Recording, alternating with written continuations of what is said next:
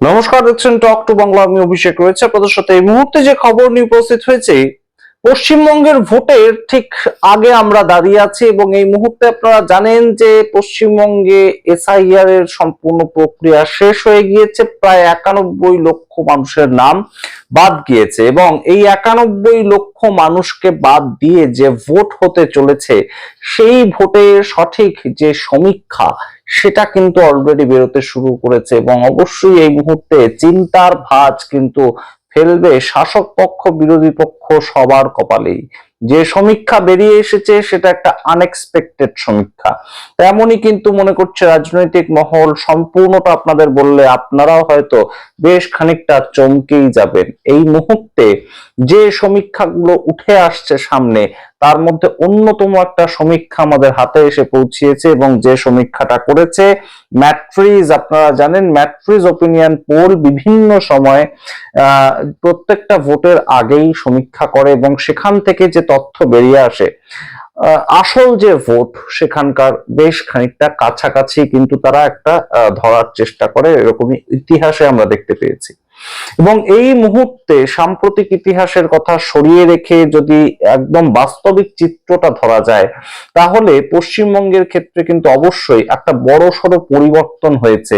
সেটা কিন্তু ভোটার লিস্টে এবং 91 লক্ষ মানুষের নাম বাদ গিয়েছে এবং সেই নাম বাদ যাওয়ার প্রভাব কিংবা সেই নাম বাদ যাওয়ার বেনিফিট কিংবা একদম তাদের বিরুদ্ধে চলে যাবে পুরো বিষয়টা কার ক্ষেত্রে কতটা ঘটতে চলেছে, সম্পূর্ণটা আপনাদের সামনে বিস্তারিত ব্যাখ্যা করব। তার আগে অবশ্যই টক টু বাংলা ইউটিউব চ্যানেলটিকে সাবস্ক্রাইব করুন। শেষ অবধি দেখুন, এই ভিডিও অত্যন্ত ইন্টারেস্টিং কিছু তথ্য তুলে ধরবো। আপনাদেরকে জানাই এই মুহূর্তে 294টা আসনে যে লড়াই হবে, একদম সহজ হিসাব কি বলছে।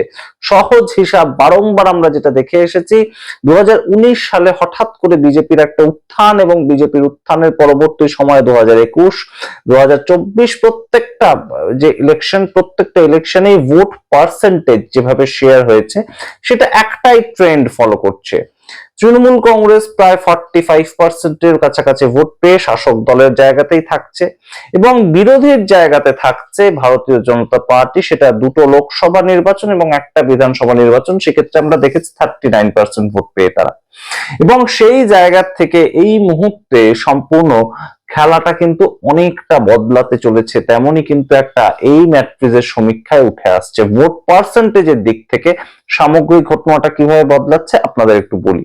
ভোট পার্সেন্টেজের দিক থেকে যেটা 45% ছিল তৃণমূলের ভোট পার্সেন্টেজ, সেটা কিন্তু এই মুহূর্তে কমে কোথাও গিয়ে হচ্ছে 43%। অর্থাৎ তৃণমূল কংগ্রেস শাসক দলের ভোট কমছে, ম্যাট্রিজের সমীক্ষা কিন্তু তাই বলছে। এবং অন্যদিকে এই 2% ভোট, এই যে তৃণমূল কংগ্রেস 45 থেকে কমে 43% হলো, এই 2% ভোট কারা এক্সট্রা পাচ্ছে বলতে পারবেন?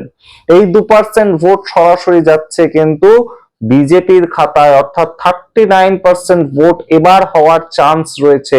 41% ভোট ম্যাট্রিজের সমীক্ষা তাই বলছে। এবং বাদবাকি এই যে ভোটটা মিলিয়ে হলো শাসক পক্ষ প্রধান বিরোধী দল, তারা মিলিয়ে পেল হচ্ছে একদম সরাসরি 84%। এবং তাছাড়া অন্যান্য অর্থাৎ বাম, কংগ্রেস, এআইএমআইএম তারাও যত ভোটে লড়ছে এবার, তার সঙ্গে জেইউপি পার্টি লড়ছে, আইএসএফ লড়ছে, সবাই মিলিতভাবে এই 16% ভোট পাবে, ম্যাট্রিক্স তাই বলছে। এবার যদি সংখ্যার হিসেবে আমরা বিচারটা করি, সেখানেই কিন্তু সম্পূর্ণ সমস্ত হিসেব গুলিয়ে যাওয়ার মতন। আপনারা জানেন ভোট পার্সেন্টেজ যতই যার থাক না কেন, বেশ খানিকটা গুরুত্বপূর্ণ ইস্যু কিন্তু বদলে বদলে যায় ফিগারে। অর্থাৎ বিভিন্ন সময় আমরা দেখতে পাই বহু সিট এরকম ভাবে বেশ কিছু প্রার্থীরা হেরে যান মাত্র কিছু ভোটের ব্যবধানে। কোথাও হয়তো 100টা ভোটের ব্যবধান, কোথাও হয়তো 1000টা ভোটের ব্যবধান, এই ঘটনাগুলো ঘটতে থাকে। কিন্তু অবশ্যই সেই জায়গা থেকেও যারা সংখ্যার বিচারে এগিয়ে থাকেন তারাই তো শেষ হাসিটা হাসেন। তো সেই হিসাবটা কি বলছে এই ম্যাট্রিজ যে কথাটা বলছে সেটা বেশ খানিকটা চমকে দেওয়ার মতোই। শাসক পক্ষ তৃণমূল কংগ্রেস তারা কত দাবি করছে? তারা এই মুহূর্তে প্রায় 200-র বেশি আসন দাবি করছে এবং অবশ্যই বিভিন্ন জায়গা থেকে আমরা বিভিন্ন নেতার মুখ থেকে কখনো 250 আসনের কথা শুনতে পাচ্ছি, কখনো 226-এর কথা শুনতে পাচ্ছি। অ্যাটলিস্ট 200 তো তারা পার করবেই, এটুকু তারা সবাই বলছে। একদম শীর্ষস্তরীয় নেতা থেকে তৃণমূল স্তরীয় নেতা সবাই তারা বলছে শাসক দল 2026-এ 200 অন্তত পার করে আবার তারা বিধানসভায় যাবে শাসক দল হয়ে। কিন্তু এই ম্যাট্রিজের সমীক্ষা কি বলছে, অত্যন্ত চমকে যাওয়ার মতন ঘটনা। আপনারা শুনুন এই ম্যাট্রিজের সরাসরি যে বক্তব্যটা আসনের দিক থেকে। 43% ভোট তো তৃণমূল কংগ্রেস পাবে, কিন্তু তাদের প্রাপ্ত আসনের সংখ্যা 140 থেকে 160-এর মধ্যে থাকবে। ম্যাট্রিজ খুব গুরুত্বপূর্ণ একটা বক্তব্য রাখছে, তাদের আসন সংখ্যা কমবে, তাদের ভোট পার্সেন্টেজ এখনো পর্যন্ত বেশি। অর্থাৎ তারা এই যে সমীক্ষা করেছে তাতেও দেখা যাচ্ছে যে সামগ্রিক দিক থেকে ভোট পার্সেন্টেজে এখনো পর্যন্ত তৃণমূল কংগ্রেস বেশি, কিন্তু 140 থেকে 160 এই হচ্ছে তাদের প্রাপ্ত আসন সংখ্যা। অর্থাৎ ম্যাজিক ফিগার খুব কাছাকাছি থাকছে। ম্যাজিক ফিগার 148 এবং ম্যাজিক ফিগারের খুব কাছাকাছি, হয় কমের দিকে নয় বাড়তির দিকে, কিন্তু অবশ্যই বেশ খানিকটা কাছাকাছি গিয়ে কিন্তু তৃণমূল কংগ্রেস ঠেকছে, তেমন কিন্তু ম্যাট্রিজ বলছে। এবং আপনাদেরকে জানাই এই সমীক্ষাতে বিজেপি অর্থাৎ বর্তমানে যারা বিরোধী দল হিসেবে রয়েছে সেই বিজেপির প্রাপ্ত আসন সংখ্যা কত হবে।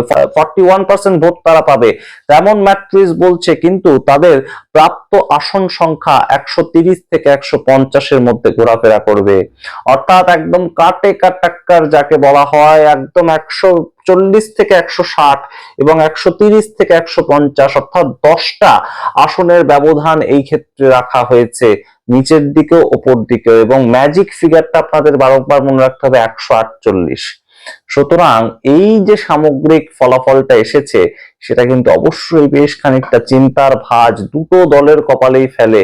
কারণ বিজেপি এই মুহূর্তে মরিয়া হয়ে একটা মরণ কামড় দিতে চাইছে 2026-এ, যদি বাংলা জয় তারা না করতে পারে। তারা জানে যে 2026-এর পরবর্তীতে বিজেপি মুখ থুবড়ে পড়বে, শুধু তাই নয় সাংগঠনিক ভাবে যেটুকু দুর্বলতা ছিল সেটুকু তারা কাটিয়ে ওঠার চেষ্টা যতটা করেছে সেটা আরো ভেঙে যাবে, আরো ফাঁক ফোকর ধরা পড়বে তাতে। কিন্তু এই যে সামগ্রিক ঘটনাটা তৃণমূল কংগ্রেসের পালে সম্পূর্ণ হাওয়া, সেটা কিন্তু এই মুহূর্তে আসন সংখ্যার দিক থেকে বলা যাচ্ছে না। এমনকি তৃণমূল কংগ্রেসের ভোট বাক্সে পর্যন্ত প্রভাব পড়ছে। তৃণমূল কংগ্রেসের ভোট বাক্স 45%, যেটা একদম কনসেন্ট্রেটেড ভোট ব্যাংক 2019 সাল থেকে রয়েছে, সেই জায়গাটাতে পর্যন্ত ফাটল ধরা পড়ছে। এবং সেই ফাটলে একদম রীতিমতন শীত কাটতে কিন্তু সমর্থ হয়েছে ভারতীয় জনতা পার্টি, সেই ছবিটা উঠে আসছে। অর্থাৎ 39 থেকে 41% তো তারা ভোট পার্সেন্টেজটা বাড়িয়ে নিয়ে গেল। এবং সেই জায়গাটায় কি 77 থেকে একদম সরাসরি 130 বা 140-এ চলে যাবে। যদি সেটা যায় তাহলে ফলাফলটা কিন্তু অবশ্যই বেশ খানিকটা চাপেরই হবে তৃণমূল কংগ্রেসের জন্য। তার কারণ আপনারা জানেন বিভিন্ন রাজ্যের অভিজ্ঞতা আমাদের রয়েছে যে যদি ম্যাজিক ফিগারের কাছাকাছি আসন পৌঁছে যায়, অমিত শাহ সঙ্গে সঙ্গে চলে যান সেখানে, একদম রীতিমতন আমরা দেখতে পাই ঘোড়া কেনা বেচা হয়, এই ধরনের একটা বাক্যবন্ধই ব্যবহার করা হয় সেই ক্ষেত্রে। এবং একদম নিশ্চিতভাবে ভারতীয় জনতা পার্টি কিন্তু যেটুকু তাদের তফাৎ থাকে ম্যাজিক ফিগার থেকে তৈরি করতে, যেটুকু তাদের তফাৎ থাকে এমএলএ সংখ্যা, সেটা সম্পূর্ণ কিনে নিয়ে তারা কিন্তু সরকার তৈরি করেন, এরকমই রাজনৈতিক পর্যবেক্ষকরা মনে করছেন। সুতরাং এই মুহূর্তে অবশ্যই একটা চাপের পরিস্থিতি। যদিও বাম কংগ্রেস এবারে তারা অবশ্যই খাতা খুলবে, তেমনও কিন্তু এই ম্যাট্রিজের যে সমীক্ষা তাতে বলা হচ্ছে। এবং অবশ্যই বেশ কিছু আসন বাম কংগ্রেস এবং অন্যান্য শক্তিরা পাবে। তবে অবশ্যই বাম কংগ্রেসের যে খাতা খোলার বিষয়টা, সেটা মূলত কংগ্রেসের যে জায়গাটা সেটা কিন্তু বৃদ্ধি পাচ্ছে মালদা, মুর্শিদাবাদ এই সমস্ত চত্বরেই, সেটুকুই বলা হচ্ছে কংগ্রেসকে। এবং বামেদের বেশ কিছু আসন কিন্তু অবশ্যই নদিয়া, 2 দক্ষিণ 24 পরগনা এবং তার সঙ্গে মেদিনীপুর, এই সমস্ত জেলায় বেশ কিছু কিন্তু আসন পাওয়া যেতে পারে, তেমন বামেদের হিসাব দেখা যাচ্ছে। এবং সম্পূর্ণটা মিলিয়ে বামেরা কিন্তু 8 থেকে 16টা আসন বাম কংগ্রেস মিলিয়ে তারা পেতে পারে, এই ছবিটা ধরা পড়ছে ম্যাট্রিজের যে সমীক্ষা সেখানে। সুতরাং আপনাদের সামনে রাখলাম পুরোটা, আপনারা আপনাদের মতামত কমেন্ট বক্সে কমেন্ট করুন। কাটে কাটাক্কার হতে চলেছে এই ছবিটা অন্তত বেশ খানিকটা কিন্তু অন্যরকম। এই ছবিটা কিন্তু সাধারণ মানুষ দেখতে অভ্যস্ত ছিলেন না 2019 সাল, 2021 সাল, 2024 সালে, যেখানে 29খানা লোকসভা আসন জিতেছে তৃণমূল কংগ্রেস 42টার মধ্যে, সেখানে তারা হই হই করে 200-র বেশি আসন নিয়ে জিতবে, এটাই তো ছিল হিসেব, এটাই তো ছিল সহজ অঙ্ক। কিন্তু মাঝখানে এসআইআর হয়ে গিয়ে 91 লক্ষ মানুষের নাম বাদ চলে গিয়ে সম্পূর্ণ খেলাটা কি কোথাও গিয়ে কাটে কাটাক্কারে নেমে আসলো। অর্থাৎ 200-র বেশি আসন পাওয়া তৃণমূল কংগ্রেস, তাদের কি কোথাও গিয়ে এই মুহূর্তে 160 বা 150 এই জায়গাটায় নেমে আসতে হবে? তাহলেও কিন্তু তাদের বেশ খানিকটা চাপ রয়েছে, কারণ দল ভাঙিয়ে নিয়ে যাওয়ার একটা টেন্ডেন্সি কিন্তু তারপরে ভোটের রেজাল্টের পর অর্থাৎ 4 মে রাত্রিবেলা থেকেই শুরু হয়ে যাবে যদি এই ধরনের একটা কাটাকাটাক্কার হয়। আপনারা সামগ্রিক রিপোর্টের ভিত্তিতে কি মনে করেন অবশ্যই কমেন্ট বক্সে কমেন্ট করুন। অনেকেই পশ্চিমবঙ্গের সমীক্ষা দেখতে চাইছিলেন এবং যে সমীক্ষাটা এখনো পর্যন্ত হাতে এসে পৌঁছেছে আপনাদের সামনে রাখলাম।